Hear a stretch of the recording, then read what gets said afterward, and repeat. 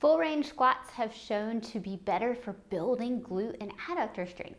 So I want to give you a few tips if you feel like you go down for your squat and you have to lean excessively forward, or you feel like you just hit this sticking point in the middle and you can't seem to go past it. So I've got 4 tips for you to try to improve your squat depth. Tip number 1 is to improve your warm-up for your squats and add a bit of internal rotation. So one of the ways I like to add internal rotation, start off without a weight and then you can add one, is to stand primarily on the front leg. So you're going to shift 80% of your weight into your front leg, 20% on the back, and you're going to kind of pull forward with your back leg. So you're going to feel extra hamstring on the front leg. And then as you go down, you're going to keep your weight over this front leg, but that kind of kickstand in the back is going to allow you to stay more upright as you go down. And then you can really get down in that squat. As you do that, I want you to think about turning in. So I'm internally rotating my pelvis. So I'll put my hands on my hips so you can see. So here you're going down and you're going to rotate in. All right, so lots of internal rotation, and then you can add the weight if you want a little bit extra for your warm up. So get that internal rotation in both sides of your hips before you try to go down to your squat, and that's going to help you get lower with your squat depth. The next tip is to try holding a weight in front. So this is going to give you some counterbalance weight so that you can sit into that squat and get down lower. So holding that weight kind of up and to the front allows you to have that counterbalance to sit back because the weight is pulling you forward.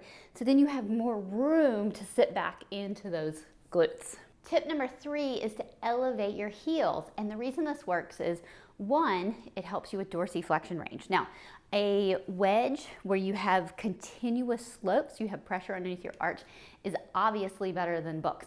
But we just moved and I don't have everything set up yet. So we're getting books for this demo. All right, so as you elevate your heels, that shoves you forward.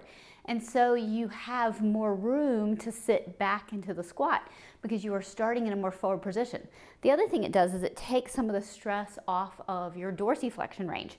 So if you have your feet elevated, that's going to allow you to be able to sit down into your squat, staying more upright because of that forward starting position and the decrease in dorsiflexion demand. So you can see here, if my heel's on the ground, I'm going to be in more dorsiflexion faster than if I'm here. It opens up my ankle and I have less of that dorsiflexion range demand.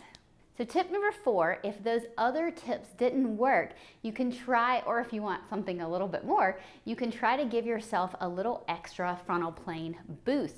So squatting is a sagittal plane movement. So if you need to add extra muscle stability to allow you to go low, then you can tap into other planes of motion.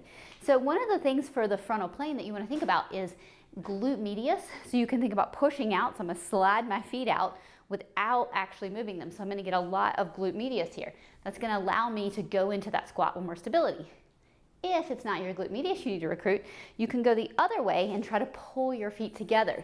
So squeezing those adductors can help you find internal rotation and get through that sticking point because those adductors really assist with that internal rotation movement. So give that a try. Squeeze your legs in or push them out to give you that extra assist, and you can combine that with holding the weight in the front to help with body weight, or you can combine it with elevating your heels, and you can combine it with a better warm-up to help get more internal rotation to get you through that middle sticking point so that you can go deeper into your squats.